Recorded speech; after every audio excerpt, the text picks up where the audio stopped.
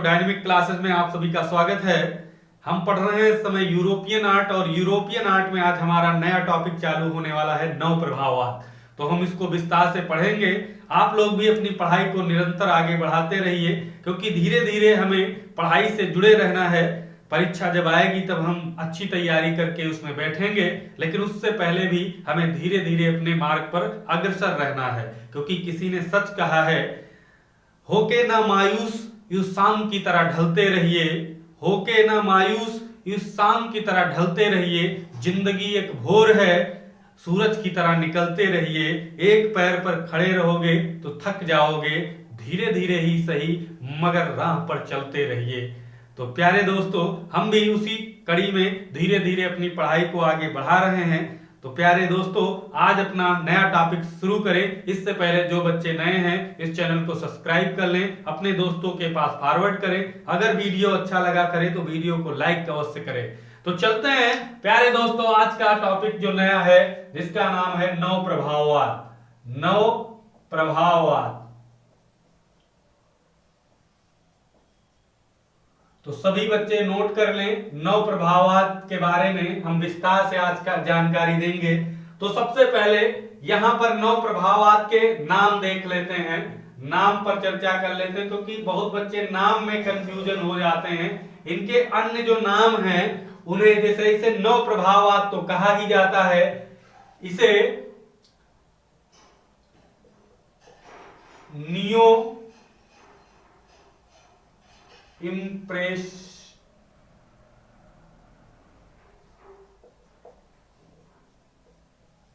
Impressionism, इसे neo impressionism भी कहा जाता है। और किस नाम से इसे जाना जाता है तो इसी को विभाजनवाद भी कहते हैं। विभाजनवाद।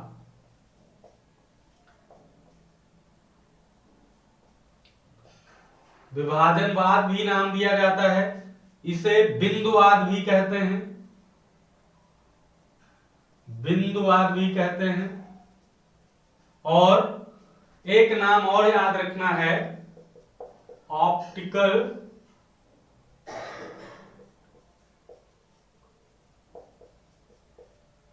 मिक्सचर। इसे ऑप्टिकल मिक्सचर भी बोलते हैं। तो हम सबसे पहले ऑप्टिकल मिक्सचर या बिंदुवाद को ध्यान रखेंगे, क्योंकि इससे क्वेश्चन कई बार पूछे गए हैं। तो ये ऑप्टिकल मिक्सचर है क्या? देखिए, किसी में जैसे मान लो हरा रंग बनाना है, यहां पर समझ लेना है सिर्फ। जैसे किसी में मान लेते हैं हरा रंग बनाना है, तो कोई आकृति जैसे मान लो है बनी, इसमें हरा रंग हमें दर्शाना है, तो हम इसे डायरेक्ट हरा रंग नहीं करते हैं। उसमें क्या करते हैं, हम छोटे छोटे उसमें रंग भरते हैं पॉइंट के अनुसार, मानी बिंदु के अनुसार। इसमें हम छोटे छोटे जगहों पर रंग भरते हैं, और रंगों को ऐसे भरते हैं जिससे ये हरा दिखाई दे। तो नीला और पीला अगर मिक्स करते हैं, नीला और पीला, तो नीला पीला को इतनी बारीकी से इसमें प्रयोग किया जाता था कि वो दूर से देखने पर हरा रंग लगेगा। कौन सा? नीला और पीला। नीला पीला अगर मिला दिया जाता था तो वो हरा रंग दिखाई देता था। इतनी बारीकी से उसको लगाया जाता था नजदीक से कि दूर से देखने पर वो हरा दिखाई देता है। इसी को हम ऑप्टिकल मिक्सचर बोलते हैं। तो प्यारे दोस्तों, आशा है कि आप लोग अच्छी तरीके से समझ गए होंगे। इसी से बिंदुवाद की बिंदु रख करके किसी आकृति को रंगना, या ऑप्टिकल मिक्सचर भी वही होता है कि पॉइंट रख दिया जाता है, सीधे हरा रंग नहीं बनाया जाता है। नीला और पीला को अलग अलग इतनी बारीकी से इतनी पास पास में लगाया जाता था कि दूर से देखने पर वो हरा प्रतीत होता था, प्रतीत होता था। तो ये चीज आप लोग ध्यान रखेंगे। तो ये इतने नामों से काफी प्रचलित है, तो इसको अच्छी तरीके से आप लोग ध्यान रखेंगे। अब हम बात करते हैं समय की। सबसे पहले देख लेते हैं समय। समय बहुत महत्वपूर्ण है, क्योंकि समय से भी क्वेश्चन पूछा जाता है। तो दूसरे नंबर पर देखेंगे नव प्रभाववाद का समय क्या था। तो समय ध्यान रखेंगे, ये रहा है 1886 ईस्वी से और 1903 ईस्वी तक। 1903 ईस्वी तक का ये समय जो रहता है वो नव प्रभाववाद का समय माना जाता है। और अगर हम देश की बात कर लें, किस देश में ये नव प्रभाववाद पनपा, तो सभी बच्चे जानते हैं फ्रांस। कहां? फ्रांस। तो ये चीज ध्यान रखेंगे। अगली महत्वपूर्ण चीज है संस्थापक। संस्थापक कौन है? तो संस्थापक इसके कौन है, ये चीज महत्वपूर्ण रहती है। तो जॉर्ज सोरा का नाम सुना होगा। क्या नाम है? जॉर्ज सोरा। ये नाम ध्यान रखेंगे। तो संस्थापक इसके किसे माना जाता है? जॉर्ज सोरा को माना जाता है। प्रमुख चित्र क्या कौन सा है? इसका प्रमुख चित्र प्रमुख चित्र देख लेते हैं। प्रमुख चित्र, तो प्रमुख चित्र कौन सा है इस पर हम बात कर लेते हैं। तो एक ध्यान रखना है, स्नान स्थल। कौन सा? स्नान स्थल। ये स्नान स्थल किसका चित्र है? तो ध्यान रखेंगे जॉर्ज सोरा का है। जॉर्ज सोरा। और ये 1884 ईस्वी का चित्र है। इसको भी ध्यान रखेंगे, 1884 ईस्वी का स्नान स्थल चित्र। यही इसका प्रमुख चित्र है नव प्रभाववाद का। तो ध्यान रखना है सभी बच्चों को। अब घोषणा पत्र किसने तैयार किया था? या लिख सकते हो मैनिफेस्टो। मैनिफेस्टो, इसी को लिख सकते हो घोषणा पत्र। सबवाद का घोषणा पत्र नहीं बनाया गया था। कुछ इंपॉर्टेंट जो प्रभाववाद रहा है, नव प्रभाववाद रहा है, इनके सबके घोषणा पत्र तैयार किए गए हैं।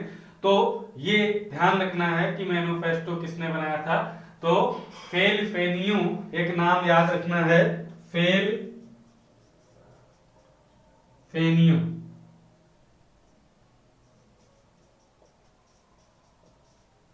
फेल फेनियो थे, इन्होंने मैनिफेस्टो इसका तैयार किया था। तो ये महत्वपूर्ण चीज है, तो इसको ध्यान रखेंगे। और फेल फेनियो के बारे में ध्यान रखना है, नव प्रभाववाद जो शब्द है, नव प्रभाववाद, इसका प्रयोग सर्वप्रथम किया था। तो यहां पर हम लिख देते हैं नव प्रभाववाद का, नव प्रभाववाद शब्द का सर्वप्रथम प्रयोग किया था। ये भी चीज इंपॉर्टेंट है, ध्यान रखेंगे कि जो फेनियो थे वो उन्होंने नव प्रभाववाद शब्द जो है उसका प्रयोग सर्वप्रथम किया था। तो ये चीज इंपॉर्टेंट थी।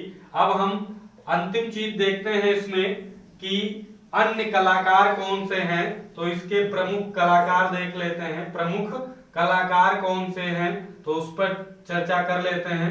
जो महत्वपूर्ण हैं कलाकार उनके बारे में हम आपको बताएंगे। लेकिन कौन कौन से कलाकार नव प्रभाववाद से जुड़े थे इस पर बहुत जरूरी चर्चा करना है। तो सबसे पहले तो जॉर्ज सोरा का नाम बिल्कुल ध्यान रखना है, इन्हीं के बारे में इंपॉर्टेंट रूप से पढ़ना है। तो जॉर्ज सोरा, ये पहला नाम ध्यान रखेंगे। दूसरा एक पॉल सिग्नान, ये नाम ध्यान रखेंगे। और हेनरी एंड नवलक्रास, हेनरी एंड नवलक्रास, ये एक नाम ध्यान रखेंगे। ये भी नव प्रभाववाद से संबंधित है। और थियो वान रसेलबर्ग, एक नाम याद रखना है, थियो वान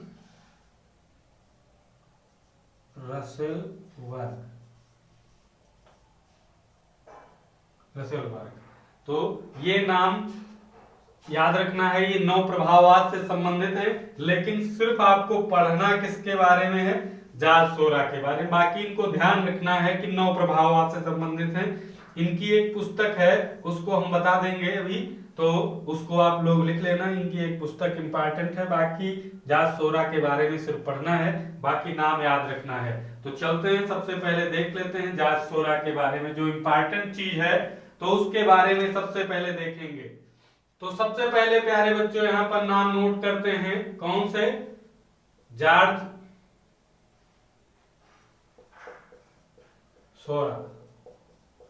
इनके बारे में देख लेते हैं। तो जॉर्ज सोरा के बारे में महत्वपूर्ण चीज, पहले तो इनके जन्म पर चर्चा करते हैं। जन्म इनका जो है वो 1859 ईस्वी में हुआ था। कहाँ हुआ था? तो पेरिस में, ध्यान रखना है, पेरिस में। कहाँ? Paris, France. पेरिस में आए तो फ्रांस होगा, तो 1859 में पेरिस या फ्रांस, ध्यान रखेंगे। ये जॉर्ज सोरा का जन्म है। अब बात करें तो इन्हें बिंदुवादी कलाकार भी कहा जाता है, कहा जाता है।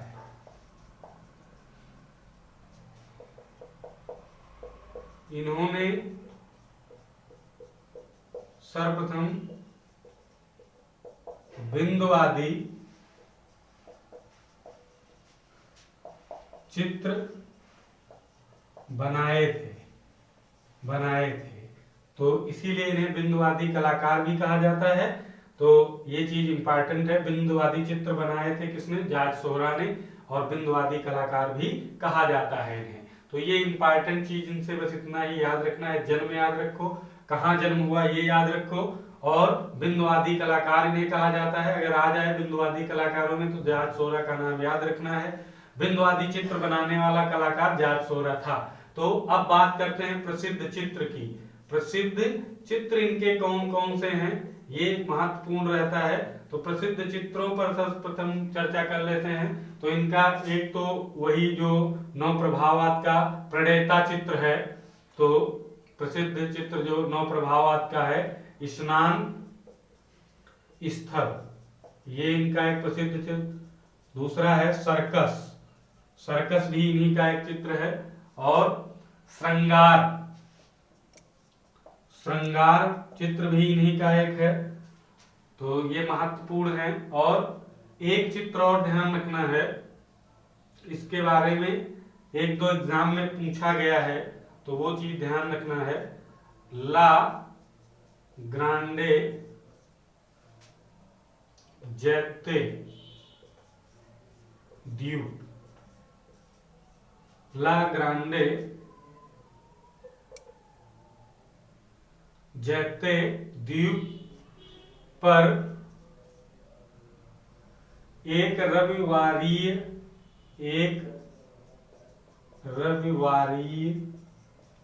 अपहरण,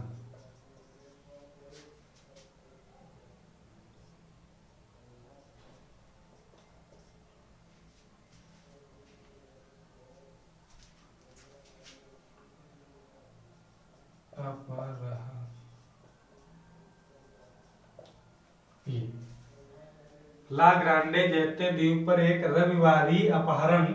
ये प्यारे बच्चों चित्र किसका है? तो जॉर्ज सोरा का है। और इसको बनाया कब से कब तक था? तो ये चीज पूछी गई थी। तो 1884 ईस्वी से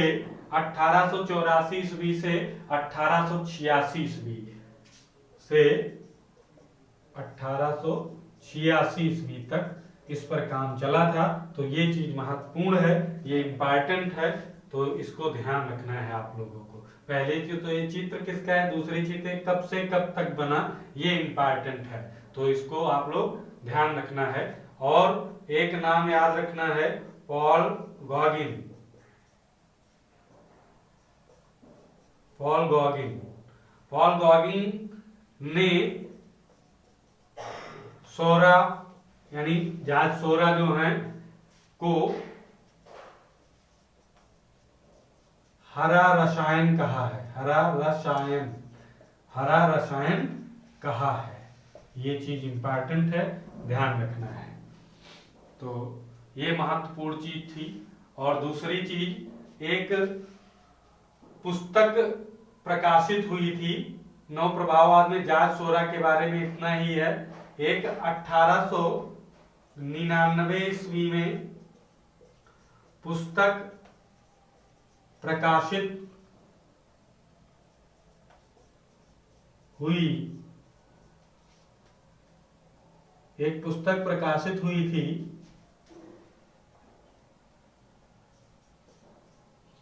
उस पुस्तक का नाम है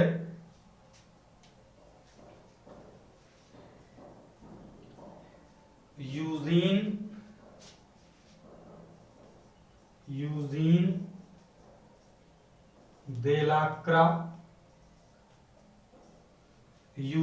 देलाक्रा से नव प्रभाव तक, यूजीन देलाक्रा से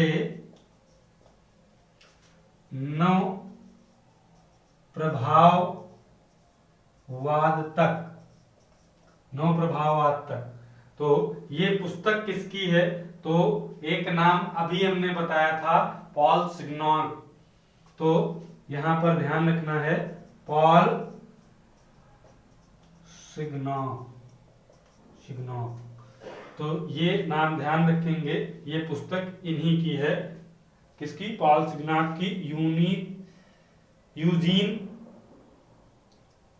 यूजीन देलाक्रा से नव प्रभाववाद तक, पॉल सिग्नॉन की पुस्तक है। ये 1899 में प्रकाशित हुई थी। तो ये ध्यान रखना है। और इससे एक चीज और ध्यान रखेंगे, पहली चीज तो जब ये जॉर्ज सोरा के बाद नव प्रभाववाद का नेतृत्व किसने किया था, अगर क्वेश्चन आ जाए तो पॉल सिग्नॉन का नाम याद रखना है। जॉर्ज सोरा के बाद इस नव प्रभाववाद का समर्थन सर्वाधिक किसने किया? तो पॉल सिग्नॉन ने। तो ये इंपॉर्टेंट चीज आप लोग नोट कर लेना। पहली प्रदर्शनी नव प्रभाववाद की लिख लेते हैं, पहली प्रदर्शनी। तो पहली प्रदर्शनी कब हुई थी, इसको जरूरी है। नव प्रभाववाद की पहली प्रदर्शनी कब हुई थी? तो 1892 ईस्वी में। ये ध्यान रखना है, 1892 ईस्वी में ये पहली प्रदर्शनी नव प्रभाववाद की हुई थी। तो ये भी इंपॉर्टेंट चीज है, नोट कर लेते हैं। तो प्यारे दोस्तों, इस तरह से नव प्रभाववाद जो इंपॉर्टेंट चीज थी, जॉर्ज सोरा के बारे में अच्छी तरीके से पढ़ना था। बाकी और इसमें अधिक कुछ पढ़ने की आवश्यकता नहीं है। तो महत्वपूर्ण चीजें आपको बता दी गई। अगर और भी विस्तार से पढ़ना चाहते हो तो जितने कलाकारों के नाम लिखाए हैं इनको अच्छी तरीके से आप पुस्तकों से पढ़ सकते हैं। अब बात करेंगे नव प्रभाववाद के बाद आता है उत्तर प्रभाववाद। तो प्यारे बच्चों, आज हम उत्तर प्रभाववाद के बारे में देख लेते हैं विस्तार से। कल पढ़ेंगे उनके कलाकारों के बारे में। प्रभाववाद, उत्तर प्रभाववाद, ये सिर्फ देख लेते हैं। इसमें इंपॉर्टेंट टॉपिक जो है उसके बारे में, बाकी इनके कलाकारों को कल अगले वीडियो में देखा जाएगा, जिससे वीडियो बड़ा ना हो, जिससे अच्छी तरीके से आप लोग पढ़ सके। तो उत्तर प्रभाववाद, इसे ही हम क्या कह सकते हैं? तो पोस्ट इम्प्रेशनिज्म।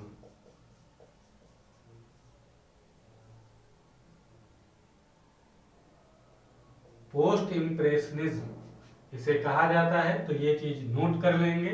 अब बात करें समय की, तो इसके समय पर चर्चा कर लेते हैं।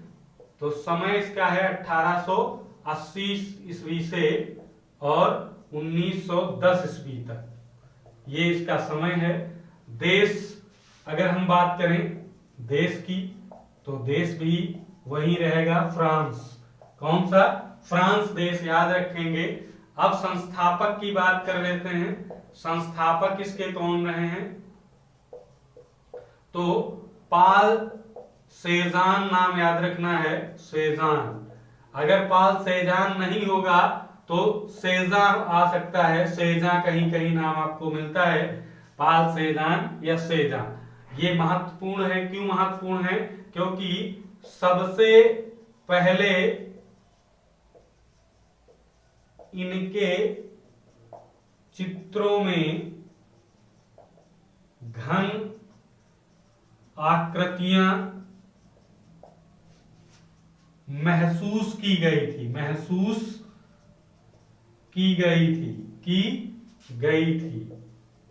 ये ध्यान रखना है। सबसे पहले इन्हीं के चित्रों में घन आकृतियां महसूस की गई थी, इसलिए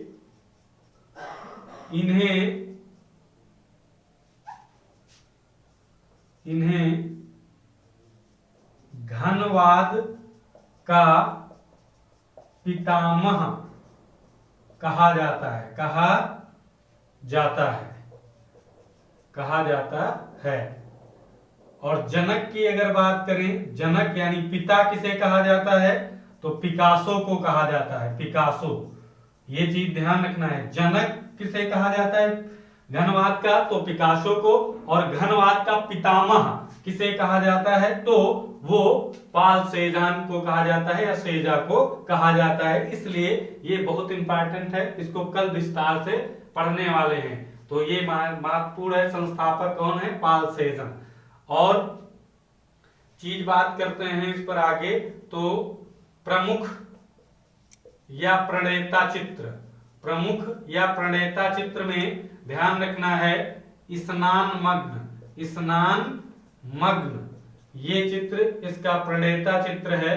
तो ये ध्यान रखना है आप लोगों को, स्नान मग्न किसका, उत्तर प्रभाववाद का प्रणेता चित्र है स्नान मग्न, ध्यान रखना है आप सभी को। और इसके मैनिफेस्टो किसने तैयार किया था, तो मैनिफेस्टो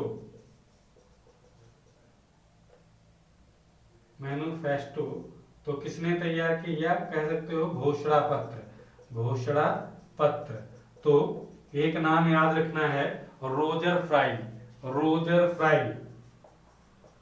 रोजर फ्राई नाम याद रखना है। और रोजर फ्राई को किस चीज से ध्यान रखेंगे, तो सबसे पहले तो इन्हें ये याद रखना है, इन्होंने ही पाल सेजा के चित्रों को लचीला आकार कहा था।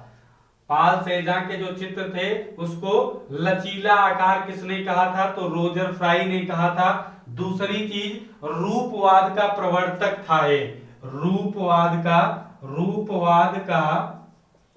प्रवर्तक था। ये भी चीज इंपॉर्टेंट है, रोजर फ्राई रूपवाद का प्रवर्तक था। दूसरी चीज इसने पाल सेजा के चित्रों को क्या कहा था, तो चित्रों को कहा था लचीला आकार। तो ये इंपॉर्टेंट है नाम, ये चीज ध्यान रखना है। अब बात करें तो अन्य कलाकारों की बात कर लेते हैं, अन्य कलाकार कौन से हैं या प्रमुख कलाकार इस बात से। तो प्रमुख कलाकार कौन कौन से हैं इस पर कल विस्तार से चर्चा होगी। तो पाल सेजा पहला नाम, पाल सेजान, सेजान या सेजान जो भी होगा।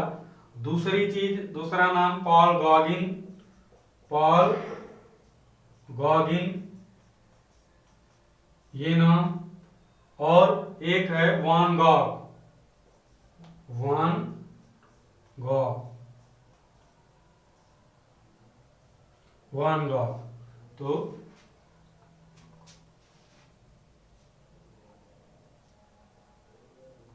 तो ये तीन नाम आप लोग याद रखेंगे प्रमुख कलाकारों में, पॉल सेजा, पॉल गॉगिन, वान गॉग। ये तीन नाम महत्वपूर्ण हैं। पॉल सेजा की चित्रों से ही घनवाद पनपा था, ये चीज इंपॉर्टेंट है। और पॉल गॉगिन जो हैं इनसे प्रतीकवाद, नावी कला, भाववाद, ये तीन चीजें इनसे, अब देखिए इनसे घनवाद पनपा था, घनवाद, क्योंकि इन्हीं के चित्रों में सबसे पहले घन आकृतियां महसूस की गई थी, इसीलिए पितामह इन्हीं को कहा जाता है घनवाद का।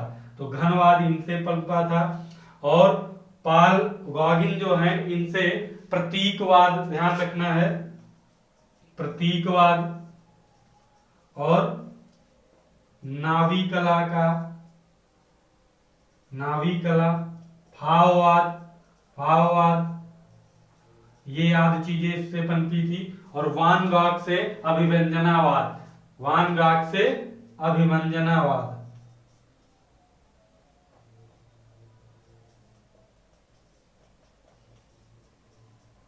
ये अभिव्यंजनावाद। तो ये तीनों महत्वपूर्ण हैं और इन पर कल विस्तार से चर्चा होगी। तो सभी बच्चे इस वीडियो का इंतजार रखें, क्योंकि ये परीक्षा की दृष्टि से मोस्ट इंपॉर्टेंट है, इनसे क्वेश्चन पूछा ही जाना निश्चित है, बिल्कुल अच्छी तरीके से पढ़ना है इसको। तो आज के वीडियो में इतना ही, कल फिर मिलेंगे विस्तार से इनके कलाकारों को देखने के लिए। यानी नव प्रभाववाद हो गया है, उत्तर प्रभाववाद के कलाकारों को विस्तार से पढ़ेंगे। तो आज के वीडियो में इतना ही। जय हिंद, जय भारत। है।